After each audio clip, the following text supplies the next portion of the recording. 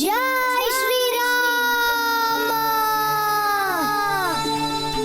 ಜೈ ಶ್ರೀರಾಮ, ಜೈ ಶ್ರೀರಾಮ.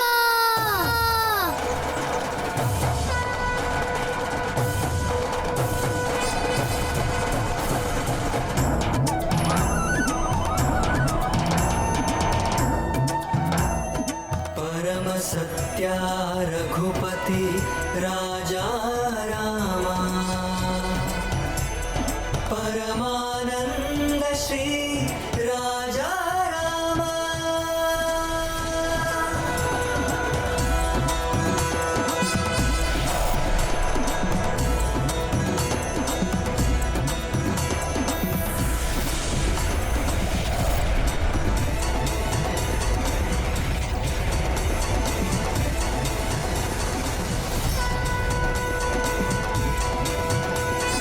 परम सत्य रघुपति राजा राम, परमानंद श्री राजा राम.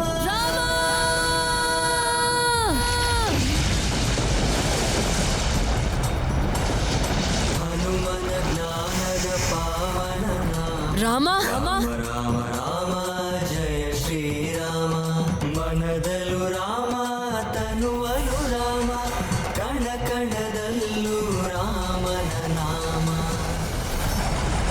ರಾಮ ಯಾರೋ ನೀನು ಮಾಯಾವಿ. ನಿನಗೆ ಧೈರ್ಯವಿದ್ದರೆ ಈ ಲಂಕಿಣಿಯ ಎದುರಿಗೆ ಬಂದು ನಿಲ್ಲು.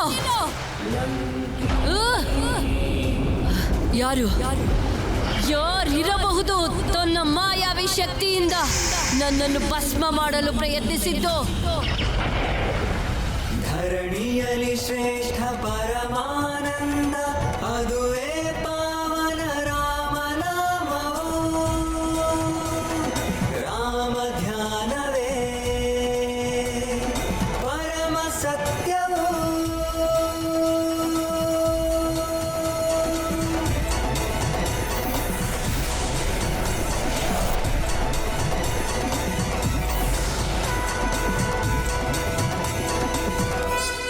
ಏ ಮಾರುತಿ, ಶಾಂತರಾಗಿ.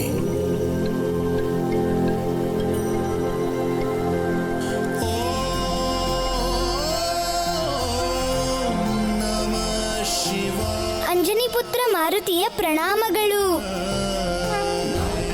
ಈಗ ನಮ್ಮ ಪ್ರಶ್ನೆಗೆ ಉತ್ತರ ಸಿಕ್ಕೇ ಸಿಗುತ್ತೆ. ನಮಗೆ ನಂಬೋಕೆ ಆಗ್ತಿಲ್ಲ ನೀವು ನಮ್ಮನ್ನ ನೋಡೋಕ್ ಬಂದಿದ್ದೀರಾ ಅಂತ. ನಾವು ಬರಲೇಬೇಕಾಯಿತು, ಏಕೆಂದರೆ ಆ ನಿಮ್ಮ ಪ್ರಭು ಶ್ರೀರಾಮರ ಜನ್ಮಕ್ಕೆ ನೀವು ಕಾರಣರಾಗುವ ಆ ದಿವ್ಯ ಕ್ಷಣ ಬಂದಾಗಿದೆ.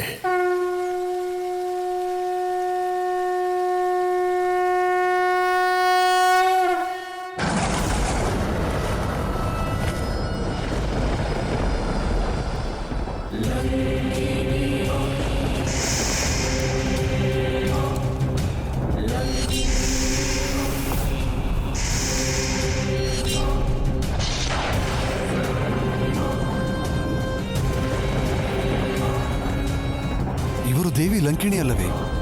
ಆದರೆ ಇವರ ದೇಹದಿಂದ ಇಷ್ಟೊಂದು ತಾಪ ಏಕೆ ಹೊರಹೊಮ್ಮುತ್ತಿದೆ? ಯಾರಿಗೆ ಕೋಪವು ಹೆಚ್ಚಾಗಿರುತ್ತದೆಯೋ ಅವರ ತಾಪವೂ ಹೆಚ್ಚಿರುತ್ತದೆ. ಇಲ್ಲ ಚಿಕ್ಕಪ್ಪ, ಲಂಕೆಗೆ ಯಾವುದೋ ಸಂಕಷ್ಟ ಬರುವ ಸೂಚನೆ ಇದು. ನೀವೇನ್ ಹೇಳ್ತಿದ್ದೀರಾ ಮಹಾದೇವ? ನಮ್ಮ ಪ್ರಭು ಇನ್ನೂ ಈ ಭೂಮಿ ಮೇಲೆ ಜನ್ಮನೇ ತಾಳಿಲ್ವಾ? ಇದು ಹೇಗೆ ಸಾಧ್ಯ? ನಿಮ್ಮ ಮಾತು ನಿಜಾನ ಮಹಾದೇವ? ಕ್ಷಮಿಸಿ ನಮ್ಮನ್ನ, ನಾವು ಈ ವಿಷಯವನ್ನ ನಂಬೋದಕ್ಕೆ ಸಾಧ್ಯನೇ ಇಲ್ಲ. ಅವರು ನಮ್ಮ ಸಮೀಪದಲ್ಲೇ ಇದ್ದಾರೆ ಅಂತ ನಮಗನಿಸ್ತಾ ಇದೆ ಪ್ರಭು. ನಮ್ಮ ಆರಾಧ್ಯ ದೈವ ಈ ಸೃಷ್ಟಿಯಲ್ಲಿ ಖಂಡಿತ ಇದ್ದೇ ಇರ್ತಾರೆ. ನಿಮ್ಮ ಮಾತಿನಲ್ಲಿ ಸತ್ಯವಿದೆ. ಶ್ರೀರಾಮ ಖಂಡಿತವಾಗಿ ಇದೇ ಸೃಷ್ಟಿಯಲ್ಲಿ ಇದ್ದಾರೆ. ಆದರೆ ಈ ಸಮಯದಲ್ಲಿ ಅವರು ಮಾನವ ರೂಪದಲ್ಲಿ ಇಲ್ಲ. ಆದ್ರೆ ಅವ್ರಿನ್ನೂ ಮಾನವ ರೂಪ ತಾಳಿಲ್ಲ ಅಂದ್ರು ನಮ್ಗೆ ಯಾಕೆ ನಂಬೋಕೆ ಆಗ್ತಿಲ್ಲ? ಸೃಷ್ಟಿಯಲ್ಲಿ ಅವ್ರಿಲ್ಲ ಅಂತ. ಇದು ನಿಮ್ಮ ಮುಗ್ಧ ಮನಸ್ಸಿನ ಭಾವನೆ ಅಷ್ಟೇ. ನಮ್ಗೇನು ಅರ್ಥನೇ ಆಗ್ತಿಲ್ಲ ಮಹಾದೇವ. ನೀವು ನಿಮ್ಮ ಆರಾಧ್ಯರ ಜನ್ಮಕ್ಕೆ ಕಾರಣವಾಗಬೇಕೆಂದು ನಮ್ಮ ಇಚ್ಛೆ. ಮೊದಲ ಬಾರಿಗೆ ಒಬ್ಬ ಭಕ್ತ ತನ್ನ ಆರಾಧ್ಯರ ಜನ್ಮಕ್ಕೆ ಕಾರಣವಾಗುತ್ತಿದ್ದಾನೆ. ಏಕೆಂದರೆ ನಿಮಗಿಂತ ದೊಡ್ಡ ಭಕ್ತ ಅವರಿಗೆ ಯಾರೂ ಇಲ್ಲ. ಎಲ್ಲ ಕಷ್ಟಗಳನ್ನು ಸಹಿಸಿಕೊಂಡು ನೀವು ನಿಮ್ಮ ಪ್ರಭುವಿನ ಅವತಾರಕ್ಕಾಗಿ ವೇದಿಕೆಯನ್ನು ಸಿದ್ಧಪಡಿಸಬೇಕು ಮಾರುತಿ. ನಮ್ಮ ಪ್ರಭು ಕಣಕಣದಲ್ಲೂ ಇದ್ದಾರೆ ಅಂದಮೇಲೆ ಅವರು ಅವತರಿಸುವ ಅವಶ್ಯಕತೆ ಏನಿದೆ? ನಿಮ್ಮ ಪ್ರಶ್ನೆಯಲ್ಲಿ ಅರ್ಥವಿದೆ. ಪ್ರಭು ಶ್ರೀರಾಮ ಸೃಷ್ಟಿಯ ಪ್ರತಿ ಕಣಕಣದಲ್ಲೂ ಇದ್ದಾರೆ. ಆದರೆ ಮಾರುತಿ, ನಿಮ್ಮ ಹೃದಯದಲ್ಲಿರುವ ಕಲ್ಪನೆಯ ಹಾಗೆ ಅವರಿನ್ನೂ ರೂಪುಗೊಂಡಿಲ್ಲ. ನಿಮ್ಮ ಹೃದಯದಲ್ಲಿರುವ ಯಥಾರೂಪದಂತೆ ಈ ಸೃಷ್ಟಿಯಲ್ಲಿ ಅವರು ಧರ್ಮ ಸಂಸ್ಥಾಪನೆ ಮಾಡುತ್ತಾರೆ. ಯಾವ ರೂಪದಲ್ಲಿ ನಿಮ್ಮ ಹೃದಯದಲ್ಲಿ ಸ್ಥಾಪಿತವಾಗಿದ್ದಾರೋ ಆ ರೂಪದಲ್ಲಿ ಅವರು ಜನ್ಮ ತಾಳಬೇಕೆಂದರೆ ಮಾರುತಿ, ನೀವು ಕಾರಣರಾಗಬೇಕಾಗುತ್ತದೆ. ಈಗ ನಮ್ಗೆ ಅರ್ಥ ಆಯ್ತು ಮಹಾದೇವ. ನಮ್ಮ ಪ್ರಭುವಿನ ಜನ್ಮಕ್ಕೆ ನಾವು ಕಾರಣರಾಗ್ತೀವಿ ಅನ್ನೋದು ನಿಜವಾಗ್ಲೂ ನಮ್ಮ ಸೌಭಾಗ್ಯ. ಈಗ ನಾವು ಏನ್ ಮಾಡ್ಬೇಕು ಮಹಾದೇವ? ಈ ಕಾರ್ಯಕ್ಕೆ ನೀವು ಅಯೋಧ್ಯೆಗೆ ಹೋಗಬೇಕು. ಅಯೋಧ್ಯೆ? ಅಯೋಧ್ಯಪುರಿ ಎಂಬ ಪುಣ್ಯ ಸ್ಥಳದಲ್ಲೇ ಶ್ರೀರಾಮನ ಜನ್ಮವಾಗುವುದು. ಹೇ ಮಹಾದೇವ, ಇವತ್ತು ನಮ್ಮ ಮನಸ್ಸಿನಲ್ಲಿದ್ದ ಎಲ್ಲ ಪ್ರಶ್ನೆಗಳಿಗೂ ಉತ್ತರ ಸಿಕ್ಕೇ ಬಿಡ್ತು. ಅಷ್ಟೇ ಅಲ್ಲದೆ ನಮ್ಮ ಜೀವನದ ಗುರಿ ಏನು ಅನ್ನೋದು ಗೊತ್ತಾಯ್ತು. ನಿಮ್ಮ ಕೃಪೆಯಿಂದ ನಾವು ಧನ್ಯರಾದೆವು. ಈ ಮಹತ್ ಕಾರ್ಯವು ನಿಮ್ಮಿಂದಲ್ಲದೆ ಬೇರ್ಯಾರಿಂದಲೂ ಪೂರ್ಣ ಮಾಡಲು ಸಾಧ್ಯವಿಲ್ಲ ಮಾರುತಿ. ಆದರೆ ನೆನಪಿರಲಿ, ಮಾರ್ಗ ಬಹಳ ಕಷ್ಟಕರವಾಗಿರುತ್ತದೆ. ಏಕೆಂದರೆ ಈ ಕಾರ್ಯ ಅದೆಷ್ಟೋ ಅಶುಭ ಶಕ್ತಿಗಳ ಸಂಕಷ್ಟಕ್ಕೆ ಕಾರಣವಾಗಲಿದೆ. ಮಹಾದೇವ, ಎಷ್ಟೇ ಕಷ್ಟ ಬಂದ್ರೂ ಈ ರಾಮ ಭಕ್ತನನ್ನ ತಡೆಯೋಕೆ ಯಾರಿಂದಲೂ ಸಾಧ್ಯ ಇಲ್ಲ. ಪ್ರಣಾಮಗಳು ಮಹಾದೇವ. ತಥಾಸ್ತು. ಅಂಜನಿ ಪುತ್ರ ಮಾರುತಿ ತಮ್ಮ ಆರಾಧ್ಯ ದೈವ ಶ್ರೀರಾಮರ ಜನ್ಮಕ್ಕೆ ಕಾರಣರಾಗ್ತಿದ್ದಾರೆ. ಜೈ ಶ್ರೀರಾಮ. ಸ್ವಾಹಾ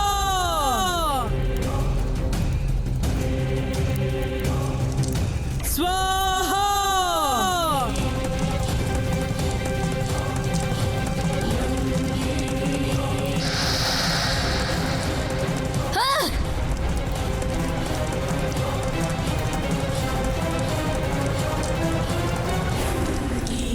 ರಾಜಮಾತಾ ಕೈಕಸಿ ಸ್ವಾಹಾ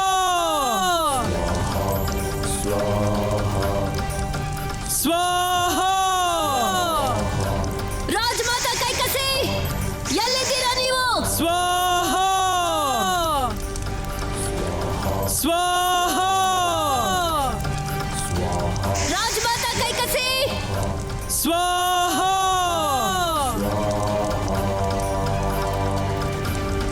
ಹೇ ದೇವಿ ನಿಕುಂಬಳ, ಕೈಕಸಿಯ ಆಹುತಿಯನ್ನು ಸ್ವೀಕರಿಸಿ ಮಾತೆ.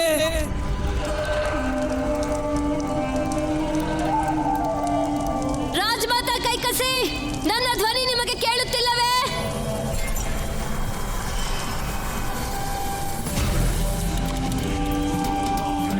ಯಾರು ನಮ್ಮ ಯಜ್ಞಕ್ಕೆ ವಿಘ್ನ ಮಾಡುತ್ತಿರುವುದು?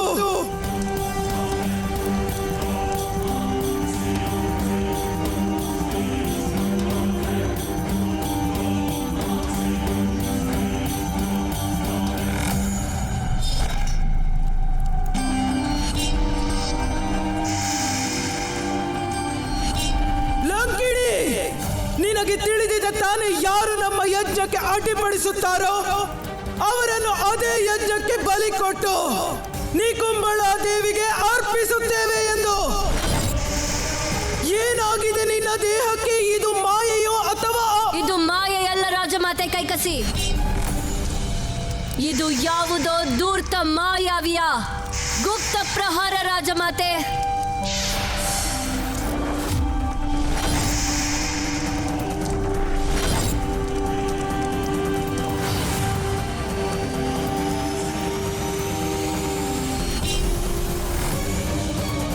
ಗುಪ್ತ ಪ್ರಹಾರ? ಪ್ರಹಾರದ ಅಗ್ನಿಯ ತಾಪಕ್ಕೆ ಹೆದರಿ ಧೈರ್ಯವಂತೆ ಲಂಕಿಣಿಯು ಓಡೋಡಿ ಇಲ್ಲಿಗೆ ಬಂದಿದ್ದಾಳೆ. ಅಗ್ನಿ ಕೇವಲ ನನ್ನೊಬ್ಬಳಿಗಲ್ಲ, ಬದಲಿಗೆ ಸಂಪೂರ್ಣ ಲಂಕೆಗೆ ಬಿದ್ದಿದೆ.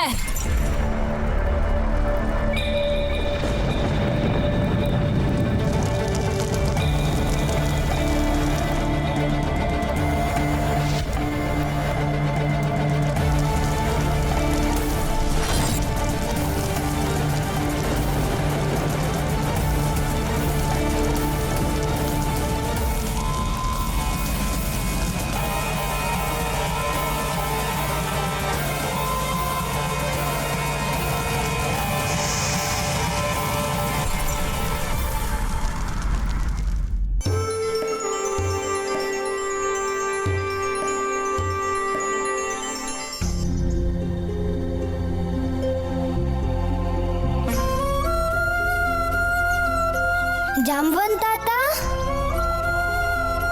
ನೀವ್ಯಾಕೆ ನಮಗ್ ನಮಸ್ಕಾರ ಮಾಡ್ತಿದ್ದೀರಾ ತಾತ? ನಾವ್ ನಿಮಗೆ ನಮಸ್ಕಾರ.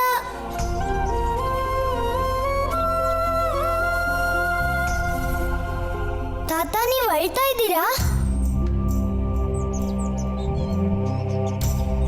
ಏನಾಯ್ತು ತಾತ? ಏನಾದ್ರೂ ಸಮಸ್ಯೆನಾ? ಹೇ ಪ್ರಭು, ನಮ್ಮ ಜೀವನದಲ್ಲಿ ಯಾವ ಸಮಸ್ಯೆಯೂ ಇಲ್ಲ. ನಮ್ಮ ಜೀವನದ ಬಹುದೊಡ್ಡ ಸುಖದ ಕ್ಷಣಗಳು ಇವು ಪ್ರಭು. ಈ ಕ್ಷಣಗಳನ್ನು ನಾನೆಂದೂ ಮರೆಯಲಾರೆ. ಮೇಲೆ ಯಾರಿದ್ದಾರೆ ತಾತ? ನೀವ್ ಯಾರ ಹತ್ರ ಮಾತಾಡ್ತಿದ್ದೀರಾ? ಮತ್ತೆ ಪ್ರಭು ಅಂತ ನೀವು ಯಾರನ್ನ ಕರೀತಾ ಇದ್ದೀರಾ? ನಿಮ್ಮನ್ನೇ ಪ್ರಭು. ತಾತ, ನಾವು ಮಾರುತಿ, ಅಂಜನಿ ಪುತ್ರ ಮಾರುತಿ. ನೀವು ನಮ್ಮನ್ನ ಅಷ್ಟು ಬೇಗ ಮರ್ತು ಬಿಟ್ರಾ? ಇಷ್ಟು ದಿನ ನಮ್ಮ ಬುದ್ಧಿಗೆ ಮಂಕು ಕವಿದಿತ್ತು. ನೀವು ನಮ್ಮ ಕಣ್ಣನ್ನು ತೆರೆಸಿದಿರಿ. ತಾತ, ನಾವು ಯಾವ ಪ್ರಭುನೂ ಅಲ್ಲ. ಈ ಸೃಷ್ಟಿಯಲ್ಲಿ ಪ್ರಭು ಅಂತ ಇದ್ರೆ ಅವರು ನಮ್ಮ ಆರಾಧ್ಯ ದೈವ ಪ್ರಭು ಶ್ರೀರಾಮ. ಹೌದು ಪ್ರಭು, ಆದರೆ ಅವರನ್ನು ತಲುಪಲು ನಿಮ್ಮ ಸಹಾಯ ಅತ್ಯವಶ್ಯಕ ಪ್ರಭು.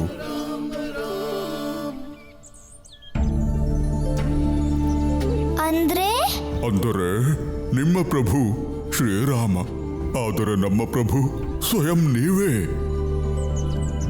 ತಾತ, ನೀವೇನ್ ಹೇಳ್ತಿದ್ದೀರೋ, ಯಾಕೆ ಹೇಳ್ತಿದ್ದೀರೋ ನಮಗ್ ಒಂದು ಅರ್ಥ ಆಗ್ತಿಲ್ಲ. ಪ್ರಭು, ಇಂದು ನಡೆದ ಘಟನೆಗಾಗಿ ನಾವು ಸತ್ಯಯುಗದಿಂದಲೂ ಕಾಯುತ್ತಿದ್ದೆವು. ಆದರೆ ನಮಗೆ ಇಂದು ತಿಳಿಯಿತು, ಈ ಮಹಾಲೀಲೆಯ ಕೇಂದ್ರ ಬಿಂದು ಸ್ವತಃ ನೀವೇ ಎಂದು. ಪ್ರಭು, ನೀವೊಂದು ಮಹತ್ ಕಾರ್ಯ ಮಾಡಲು ಹೊರಟಿದ್ದೀರಿ. ನಿಮ್ಮ ಈ ಕಾರ್ಯಕ್ಕೆ ನಾನು ಸಹಾಯಕನಾಗಿರುತ್ತೇನೆ ಪ್ರಭು. ನಿಮಗಿಂತ ಒಳ್ಳೆ ಸ್ನೇಹಿತ ನಮಗೆ ಬೇರೆ ಯಾರು ಸಿಗ್ತಾರೆ ತಾತ? ಆದ್ರೆ ನಮ್ದೊಂದು ಷರತ್ತಿದೆ. ನೀವು ನಮ್ಮನ್ನ ಪ್ರಭು ಅಂತ ಕರಿಬಾರ್ದು, ಮಾರುತಿ ಅಂತ ಕರಿಬೇಕು. ಪ್ರಭು, ಅದು ಹೇಗೆ ಸಾಧ್ಯ? ಖಂಡಿತ ಸಾಧ್ಯ ಇದೆ ತಾತ. ನಾವು ಒಬ್ರೇ ಇದ್ದಾಗ ಪ್ರಭು ಅಂತ ಕರಿಬಹುದು. ಎಲ್ರ ಮುಂದೆ ಏನ್ ಕರಿಬೇಕು? ಮಾರುತಿ. ನಿಮ್ಮ ಇಚ್ಛೆಯಂತೆ ಆಗಲಿ ಪ್ರಭು. ಆದ್ರೆ ಅಯೋಧ್ಯೆಗೆ ಹೋಗೋಕೆ ತಂದೆ ತಾಯಿ ಅನುಮತಿ ಕೊಡ್ತಾರ ತಾತ? ನಿಮ್ ಹತ್ರ ಯಾವ್ದಾದ್ರು ಯೋಜನೆ ಇದೆಯಾ? ಯೋಜನೆ ನಮ್ಮ ಬಳಿ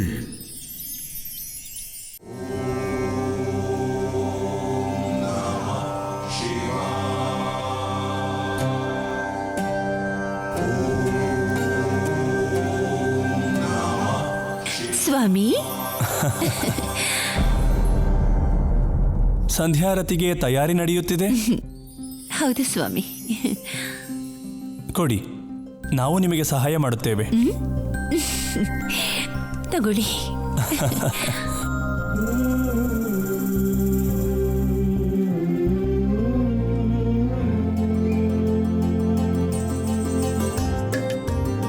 ದೇವಿ,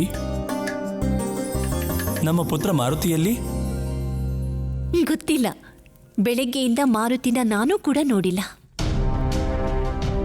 ದೇವಿ, ಆದರೂ ನೀವು ನಿಶ್ಚಿಂತೆಯಿಂದಿದ್ದೀರಿ. ಯಾಕೆ ಗೊತ್ತಾ ಸ್ವಾಮಿ, ಮಾರುತಿ ತುಂಟಾಟ ಇತ್ತೀಚೆಗೆ ತುಂಬಾ ಕಡಿಮೆ ಆಗಿದೆ. ಹೌದು ದೇವಿ, ನಾವು ಸಹ ಮಾರುತಿಯಲ್ಲಿ ಈ ಪರಿವರ್ತನೆಯನ್ನು ಗಮನಿಸಿದ್ದೇವೆ. ಇವತ್ತು ಬೆಳಗ್ಗೆ ನಮ್ಮನ್ನು ಒಂದು ಪ್ರಶ್ನೆ ಕೇಳಿದ್ರು. ಭಗವಂತನ ಸ್ವರೂಪನ ನಾವು ಹೇಗೆ ದರ್ಶನ ಮಾಡೋಕ್ ಸಾಧ್ಯ ಅಂತ. ಭಗವಂತನ ಬಗ್ಗೆ ಅವನ ಭಕ್ತಿ ನೋಡಿದ್ರೆ ತುಂಬಾನೇ ಸಂತೋಷ ಆಗುತ್ತೆ. ಎಷ್ಟೋ ವರ್ಷಗಳ ತಪಸ್ಸು ಮಾಡಿದ್ರು ಕೂಡ ದೊಡ್ಡ ದೊಡ್ಡ ಋಷಿ ಮುನಿಗಳಿಗೂ ಭಗವಂತನ ದರ್ಶನ ಪಡೆಯೋದಕ್ಕೆ ಎಷ್ಟೋ ವರ್ಷಗಳಾಗ್ಬಿಡುತ್ತೆ. ನಮ್ಮ ಮಾರುತಿ ಬಯಕೆ ಕೂಡ ಆ ಋಷಿ ಮುನಿಗಳಿಗಿದ್ದ ಹಾಗೇನೇ ಇದೆ. ಇಷ್ಟು ಚಿಕ್ಕ ವಯಸ್ಸಿನಲ್ಲಿ ಇಂಥ ದೊಡ್ಡ ವಿಚಾರಗಳು. ಪುತ್ರ ಮಾರುತಿ ಉಳಿದವರಂತೆ ಸಾಧಾರಣ ಬಾಲಕರೆಂದು ನಮಗನಿಸುವುದಿಲ್ಲ. ಅವರೇ ಸಾಧಾರಣವಾಗಿಲ್ಲದೆ ಇರೋದ್ರಿಂದ ಅವ್ರ ಮಾತಾಗ್ಲಿ ಅವ್ರ ಆಚರಣೆ ಆಗ್ಲಿ ಸಾಧಾರಣವಾಗಿರೋಕೆ ಹೇಗೆ ಸಾಧ್ಯ? ಆಟವಾಡುವಂತಹ ವಯಸ್ಸಿನಲ್ಲಿ ನಮ್ಮ ಪುತ್ರ ಮಾರುತಿಯ ಭಕ್ತಿ ಭಾವದ ಆಚರಣೆಗಳನ್ನು ನೋಡುತ್ತಿದ್ದರೆ ದೇವಿ, ನಮಗೆ ಚಿಂತೆಯಾಗುತ್ತದೆ. ಎಲ್ಲಿ ನಮ್ಮ ಮಾರುತಿ ಎಲ್ಲವನ್ನೂ ತ್ಯಜಿಸಿ ಬಿಡುವರೋ ಎಂದು. ನಮ್ಮ ಮಾರುತಿ ಇನ್ನೂ ಚಿಕ್ಕ ಮಗು. ನೀವ್ಯಾಕೆ ಇಷ್ಟು ಚಿಂತೆ ಮಾಡ್ತೀರಿ? 4 ಗಳಿಗೆ ಕೂಡ ಅವ್ರು ನಮ್ಮನ್ ಬಿಟ್ಟಿರೋಲ್ಲ. ನಮ್ಮನ್ ಬಿಟ್ಟು ಹೋಗಕ್ ಹೇಗ್ ಸಾಧ್ಯ? ಹರ ಹರ ಮಹಾದೇವ. ಅಮ್ಮ, ಪಿತಾಶ್ರೀ, ನೋಡಿ ನಾವ್ ಯಾರನ್ನ ಕರ್ಕೊಂಡ್ ಬಂದಿದೀವಿ ಅಂತ. ನೋಡಿ ಬಂದರು ನಮ್ಮ ಸುಪುತ್ರ. ಬನ್ನಿ.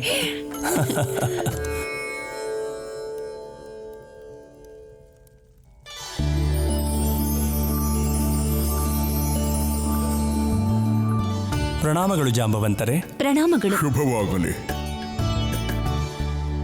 ಮಾರುತಿ, ಎಲ್ಲಿ ಹೋಗಿದ್ರಿ ಇಷ್ಟೊತ್ತು? ನಾವು ಜಾಂಬವಂತಾತನ್ ಜೊತೆ ಎಲ್ಲಿಗೂ ಹೋಗಿದ್ವಿ. ಪ್ರಭುಗಳು ನಮ್ಮನ್ನು ಸಂಕಟದಲ್ಲಿ ಸಿಲುಕಿಸಿದರು. ಈಗ ಇವರಿಗೆ ನಾನು ಏನೆಂದು ಉತ್ತರ ಕೊಡಲಿ?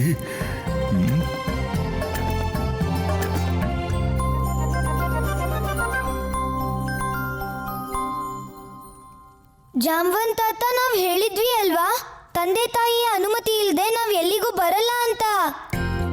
ಈಗ ನೀವೇ ಹೇಳಿ, ನಾವು ತಂದೆ ತಾಯಿಗೆ ಏನು ಉತ್ತರ ಕೊಡೋದು? ನಾವು ಸಹ ಅದನ್ನೇ ಕೇಳುತ್ತಿದ್ದೇವೆ.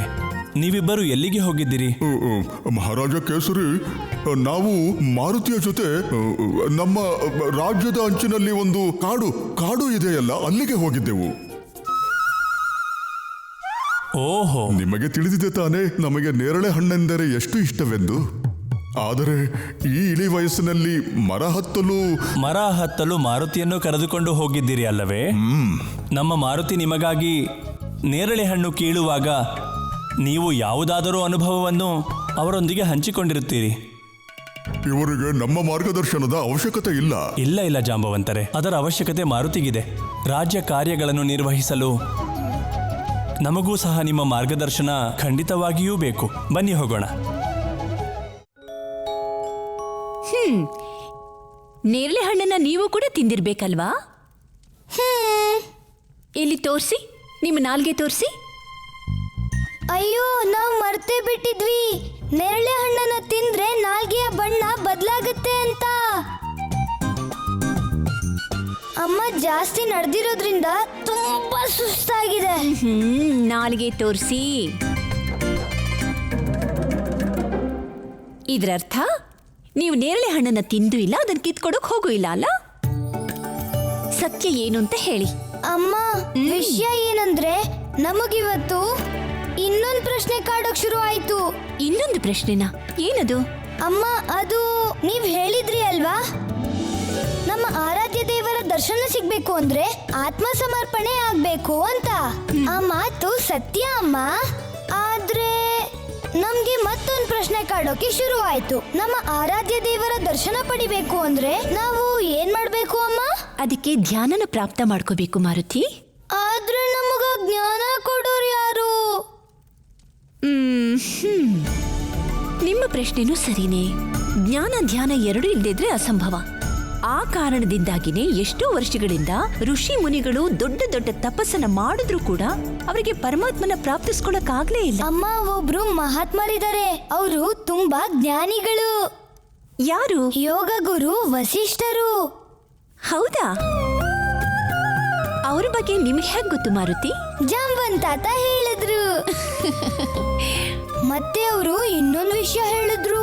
ಮಾರುತಿ, ನೀವು ಭಕ್ತಿ ಮತ್ತೆ ಜ್ಞಾನ ಮಾರ್ಗದಲ್ಲಿ ಹೋಗ್ಬೇಕು ಅಂದ್ರೆ ಅವಶ್ಯವಾಗಿ ನೀವು ಅಯೋಧ್ಯೆಗೆ ಹೋಗ್ಬೇಕು ಅಂತ. ಹಾಗೆ ಹೇಳಿದ್ರಾ? ಆಮೇಲೆ ಮತ್ತಿನೇನಮ್ಮ, ನೀವು ನಮ್ಗೆ ಅಯೋಧ್ಯೆಗೆ ಹೋಗೋಕೆ ಅನುಮತಿ ಕೊಡಿ ಅಷ್ಟೇ.